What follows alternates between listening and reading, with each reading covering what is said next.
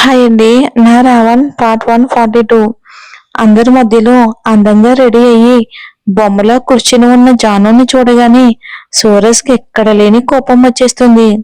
4 అంటే 4 అడుగుల్లో అంత మందుల నుంచి జాను దగ్గరికి చేరుకుని రెక్క పట్టుకుని పైకి లాగి ఏం జరుగుతుంది ఇక్కడ హా అని గట్టిగా అరుస్తాడు.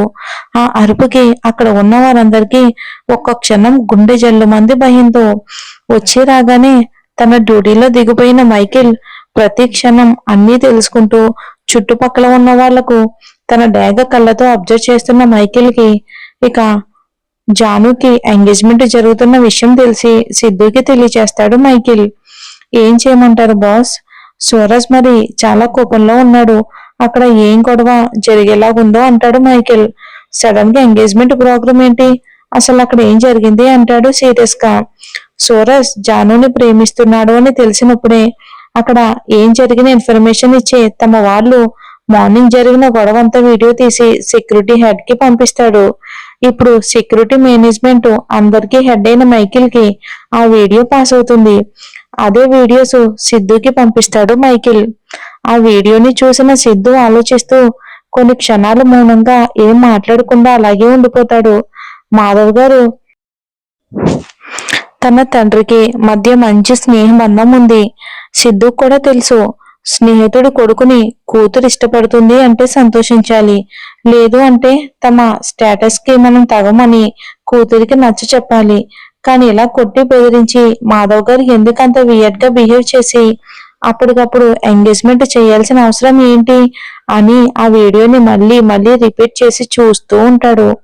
మాధవ్ గారి మొహంలో కోపం కంటే ఏదో తెలియని భయం, బాధ తెలుస్తూ ఉంటే దీని వెనుక ఏమైనా కారణం ఉందా అని సిద్ధు ఆలోచనలోనే మునిగిపోతాడు.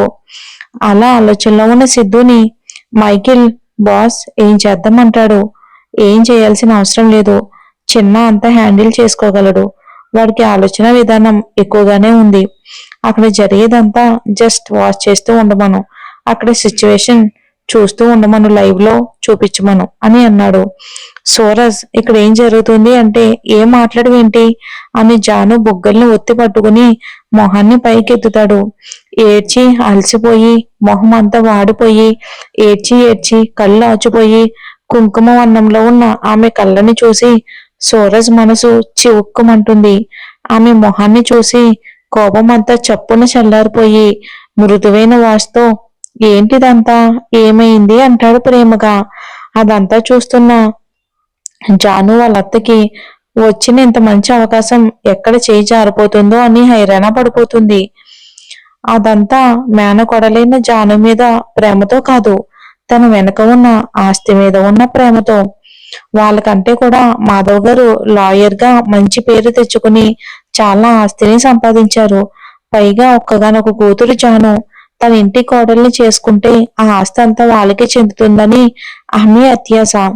సూరజ్ జాను మీద చూపిస్తున్న హక్కుకి అక్కడ ఉన్న వాళ్ళందరికీ వాళ్ళిద్దరూ ప్రేమలో ఉన్నారని అర్థమైపోతుంది. అది తెలిసిన జాను వద్ద సూరజ్ ఏ హంగామా చేసి ఎంగేజ్మెంట్ ఆపేస్తాడేమోనని తను ముందుకు వచ్చి ఇక సూరజ్ ఎవరో తెలియని ఆవిడ, ఏయ్ ఎవరు నువ్వు? మా కొడుక్కి మేనకోడలికి నిశ్చితార్థం జరుగుతూ ఉంటే వచ్చి గొడవ చేస్తున్నావు? ఇంత మందిలో అదేదో నీ పెళ్ళం అయినట్టు అధికారం చూపిస్తూ దబాయిస్తున్నావు. ముందు నా మేనకోడల్ని వదులు అంటూ తన కొడుకును ముందుకు లాగి, ఎరా సన్నాసి, నీ కాబోయే పెళ్ళాన్ని ఎవడో అలా పట్టుకుని వచ్చి మాట్లాడుతూ ఉంటే ఏమీ అనుకుంటా అలా ముద్దులో నిలబడ్డావు ఏంట్రా? వాడిని 4 తన్ని బయటికి పంపు అంటుంది కొడుకుని సూరజ్ మీదకి నొడుతూ. పెళ్లి కొడుకు సూరజ్ చూసిన ఒక్క చూపుకే కింద మీద తడిచిపోయి కాళ్ళల్లో వణుకు వచ్చి భయంతో తండ్రి వెనక్కి వెళ్లి దాక్కుంటాడు. సూరజ్ జాను అత్తవైపు చూస్తూ, ఏంటి అంటున్నావు? పెళ్ళం అయినట్టు అంటున్నావేంటి? హా, ఇది నాది అని గుండె మీద వేలు పెట్టుకుని చూపిస్తూ, ఇక్కడ ఫిక్స్ అయినప్పుడే ఇది నా పెళ్ళం అని గట్టిగా ఫిక్స్ అయిపోయాను. జాను నడుం చుట్టూ చేతిని వేసి దగ్గరకు లాక్కుని, ఏ లడ్డు, నువ్వు నా పెళ్ళానివే కదా అని సూటిగా ఆమెను చూస్తూ అడుగుతాడు. తల ఊపుతుంది అవును అన్నట్టు. సూరజ్ సైడ్ స్మైల్ తో జాను అత్తవైపు చూస్తాడు గర్వంగా. చూసావా అన్నట్టు. ఆవిడ అవ్వా అవ్వా, చూసారా చూసారా ఈ విడ్డూరం అని గుండెలు బాదుకుంటూ, ఏంటి అన్నయ్య గారు ఇదంతా? మేము సంబంధం గురించి ఎన్నిసార్లు అడిగినా ఇప్పుడు కాదు అని మాట దాటేసిన వారు హఠాత్తుగా నిశ్చితార్థం చేసుకుందామని మమ్మల్ని పిలిచి అందరి ముందు మమ్మల్ని ఇంత అవమానం చేస్తారా? మీ కూతురు బాగోతం తెలిస్తే దాన్ని కప్పిపుచ్చడానికి నా కొడుకుని అడ్డగట్టాలని చూసారా? ఛీ, ఈ భాగోతం ప్రేమ వరకే ఆగిందా లేక కడుపు వరకు వెళ్ళిందా అని నోరు జారుతుంది జాను వాళ్ళత్త. అంతే, క్షణకాలంలో ఆవిడ గొంతు పట్టుకుని గాల్లోకి తేలింది. 2 అడుగులు పైకి లేపుతాడు సూరజ్. అతని పట్టుకి ఆవిడ గుడ్లు పైకి తేలేస్తూ ప్రాణాలు గాల్లో కలిసిపోవటానికి సిద్ధమైపోతుంది. ఆ క్షణం సూరజ్ ని చూసిన ఆవిడికి కాలి ఎముడి ఆవిడ ముందు ఉన్నాడు అనిపించింది. అనవసరంగా నోరు జారి ప్రాణం మీదకి తెచ్చుకున్నాను అని ఇన్నర్ ఫీలింగ్ కలిగింది తనకు. సూరజ్ నుంచి విడిపిస్తూ, వదలండి ఆవిడ్ని, మీరు ఇలా చేయటం ఏం బాగోదు. ఇదంతా నా ఇష్ట ప్రకారమే జరుగుతుంది. ఇందులో ఎవరు బలవంతం లేదు అని గట్టిగా అరుస్తుంది. ఆ మాట విన్న సూరజ్ ఆ మరుక్షణమే ఆమెను కిందకి పడేసి జానువేపు నిప్పులు కక్కే కళ్ళతో చంపేసేలా చూస్తూ, ఏం కూసావే ఇప్పుడు? మళ్ళీ మళ్ళీ రిపీట్ చెయ్యి అని అంటాడు అతని గంభీరమైన వాయిస్ తో. సూరజ్ సరుకులకి అతని వాయిస్ కి అతన్ని చూస్తూ ఉంటే పై ప్రాణాలు పైకి పోయేలా ఉన్నాయి. ఇప్పుడు భయపడి ఉంటే సూరజ్ ఏం చేయడానికైనా వెనుకాడడు అని.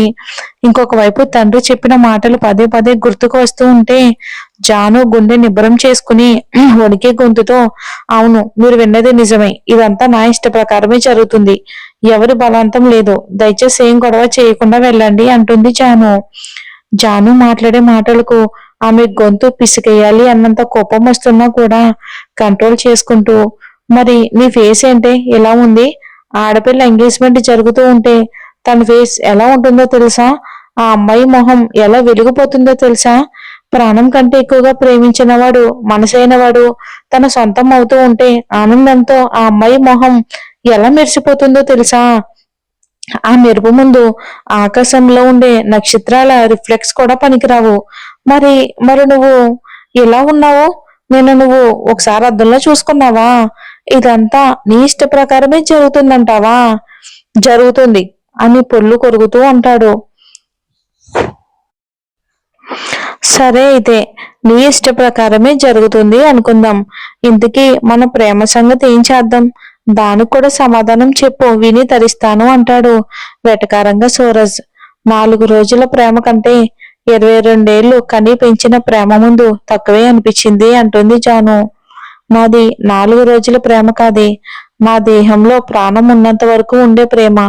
వాళ్ళది 22 ఏళ్ల ప్రేమ అయితే మిగిలిన 60-70 ఏళ్లు దేవుడు ఆయుషిస్తే అంతకు మించి బ్రతికి కలిసి ఉండే ప్రేమ ఏమన్నది?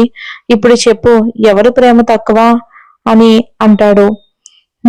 జాను వస్తున్న కన్నీళ్లను ఆపుకుంటూ, ఇక్కడి నుంచి వెళ్ళిపో అంటుంది.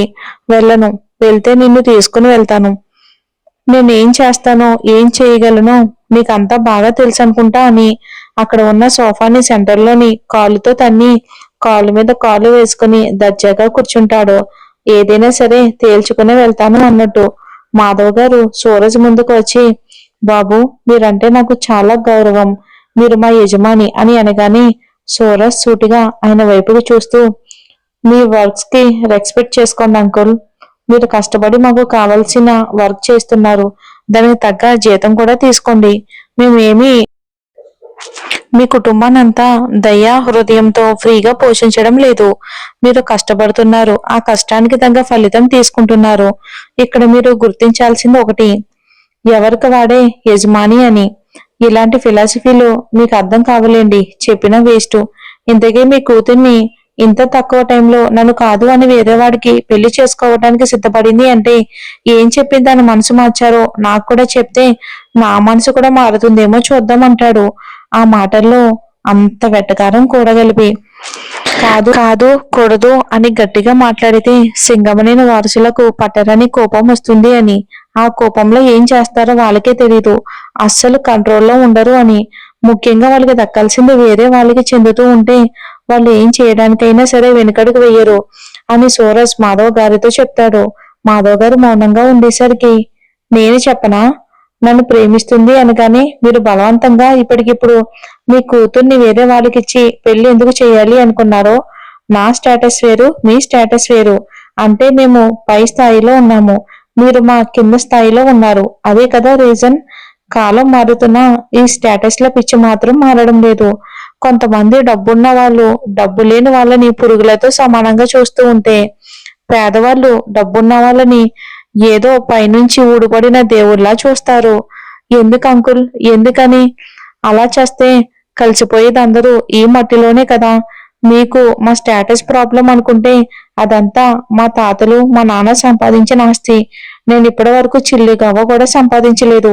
నాకంటూ ఏమీ లేదు. ఇప్పుడు నేను మీకంటే లో స్థాయిలో ఉన్నాను. నాకిచ్చి పెళ్లి చేయటం ఇష్టమేనా అంటాడు. అయినా సరే ఆయన నుంచి సమాధానం రాకపోయేసరికి సూరజ్ తన తండ్రికి కాల్ చేసి స్పీకర్లో పెట్టి ఫోన్ ని టేబుల్ మీద పెడతాడు. చిన్న కొడుకు నుంచి ఫోన్ రాగానే హ్యాపీగా రిసీవ్ చేసుకున్న సుమంత్ గారు, హౌ ఇస్ ద డే నానా అని అనగానే, సూరజ్, డాడీ నేను ఒకే ఒక ప్రశ్న అడుగుతాను, దానికి మీరు హానెస్ట్ గా సమాధానం చెప్పాలి అంటాడు సీరియస్ గా. కొడుకు గొంతులోని సీరియస్నెస్ గమనించిన సుమంత్ గారు, నేను ఏదైనా సరే మనస్ఫూర్తిగా మాట్లాడతాను అని నీకు తెలియదా? ఐ నో డాడీ, నాకు తెలుసు. కానీ మీ గురించి కొంతమందికి తెలిసినా కూడా పిచ్చి పిచ్చి నిర్ణయాలు తీసుకుంటున్నారు. మీరేంటో వాళ్ళకు కూడా ఇంకా పూర్తిగా తెలియాలి కదా అంటాడు సూరజ్. మరి చూద్దాం ఏం జరుగుతుందో.